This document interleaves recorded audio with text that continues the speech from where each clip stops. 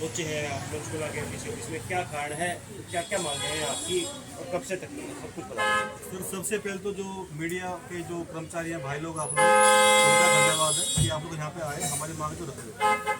हमने आज तक कोई धरना नहीं दिया कहीं पे भी, ना हमने कोई रोड जाम किया, और हम ज्ञापन दे रहे हैं, बिल्कुल शांतिपूर्वक ज्ञापन दे रहे हैं, पिछले 10-12 साल से दे रहे हैं। मैं प्रधान हूँ 2019 से, उससे पहले भी हमारे प्रधान जो यहाँ पे लगे रहे। ज्ञापन किस किस को दिया? ज्ञापन सर हमने दिया है जी, जो देश के जो राष्ट्रपति जी हैं उनको भी ज्ञापन दिए थे पहले, माननीय जो प्रधानमंत्री को ज्ञापन दिए, मुख्यमंत्री साहब को भी ज्ञापन दिए, 5 बार सीएम साहब से मैं खुद मिला हूँ, जो ओएसडी साहब उनके बीवी भारती जी, हम उनसे भी मिले हैं, हमारे जवान जो डीजी होमगार्ड श्री देसा जी उनसे भी मिले हुए हैं।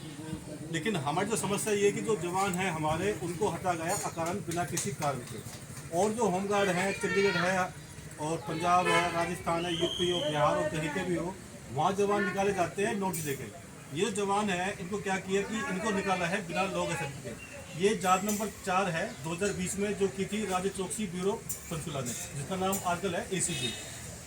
और इसमें ये है कि इसकी जो अंतरिम रिपोर्ट है 29/11/2019 को है, तो इसमें ये बाकायदा लिखा हुआ है कि जो जवान है वो निकाले गए हिसार से, सिरसा से, संख्या आगे है, फतेहाबाद से, भिवानी है, अम्बाला है, फतेहाबाद है, गुरुग्राम है, झज्जर है, जींद है, कैथल है, कुरुक्षेत्र है, और इसमें जैसे करनाल है, महेंद्रगढ़ है, नारनौल है, पानीपत है, यानी कोई जिला नहीं है जहाँ पे जवान ना निकाले हुए हैं। समस्या इसमें यह है कि इसमें दिखा रखा कि ये लंबी हाजिरी से गैर मतलब हाजिर थे।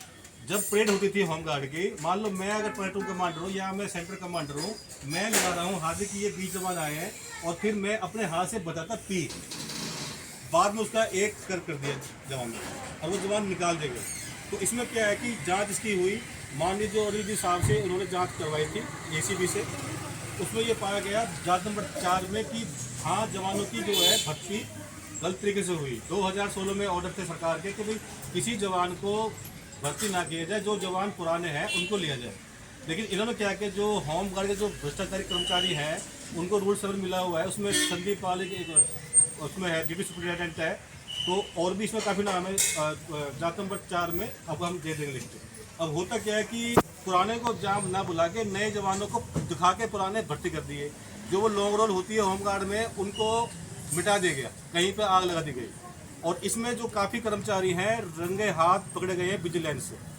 इसके बाद क्या है कि हमारे जो जवान हैं, इसमें यह भी है कि RTI जो मांगता है, RTI मांगना भी इनकी नज़र में अनुशासनहीनता है। एक डिस्ट्रिक्ट कमांडेंट साहब थे विनोद कुमार, उन्होंने एक जांच लिखी थी, उन्होंने लिखा था कि भाई ये जो जांच है इसमें चरम सीमा पर है, जांच जो जांच नंबर 4 है, जो भ्रष्टाचार है वो चरम सीमा पर है। तो इन्होंने बाकायदा लेटर लिखा था कि इसमें जो है लेन देन, बाकी ये नंबर देखे हैं जवान, जैसे ये 10 जवान हैं जो कि लिखा हुआ है फर्जी तरीके से भर्ती किए गए, बाकायदा नाम दिए हुए लिस्ट में। और ये जो 800 इसमें लिखा हुआ है, देखो मैं बताऊँ, CM विंडो पर करीब 800 जांच हुई, किसी भी कर्मचारी को दोषी नहीं पाया गया। इतना बड़ा भ्रष्टाचार होमगार्ड में है हरियाणा में। 800 CM विंडो जांच होने के बाद भी कोई भी कर्मचारी दोषी नहीं है, और जिनको इसमें रूल 7 मिला हुआ है वो रूल 7 भी करके दरकिनार उनको दे दी गई है परमिशन।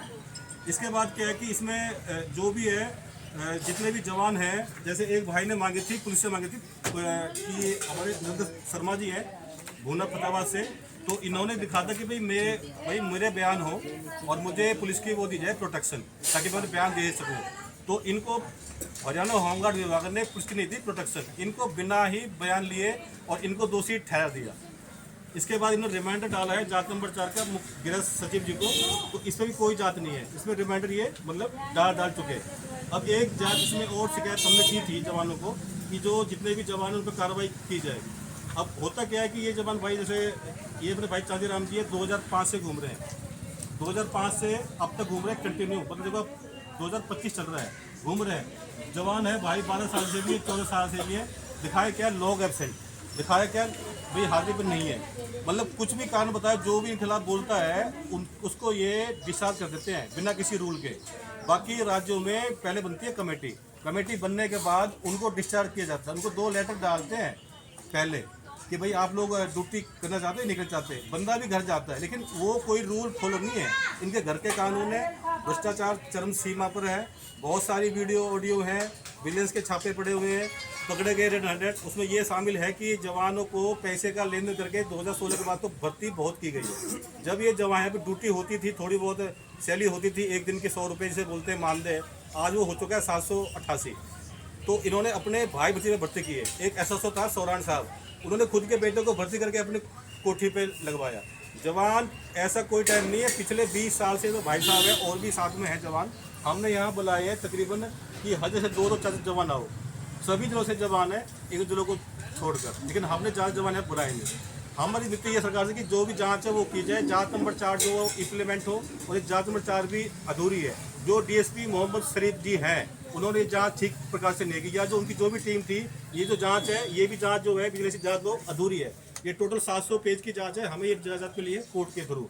जवानों के कोर्ट के ऑर्डर हुए पड़े, इन्होंने हाई कोर्ट के ऑर्डर तक को भी नहीं करते दरकिनार, तो काफ़ी जवान जो कोर्ट ऑफ कंटेक्ट में है।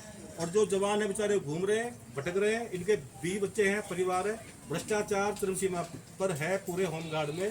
पैसे का लेन देन करके जवान भर्ती किए गए।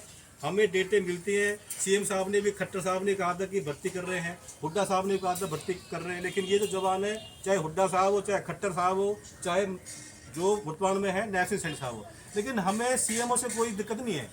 वो तो कहते कि जी हम आगे आपके ऑर्डर भेज दिए हैं अफसरों को। अब वो कन्वे कहाँ पे दिक्कत है कि या तो वो सीएम साहब से भी बड़े हैं, कौन, होमगार्ड के कर्मचारी, कि जो उनके ऑर्डर फॉलो नहीं करते।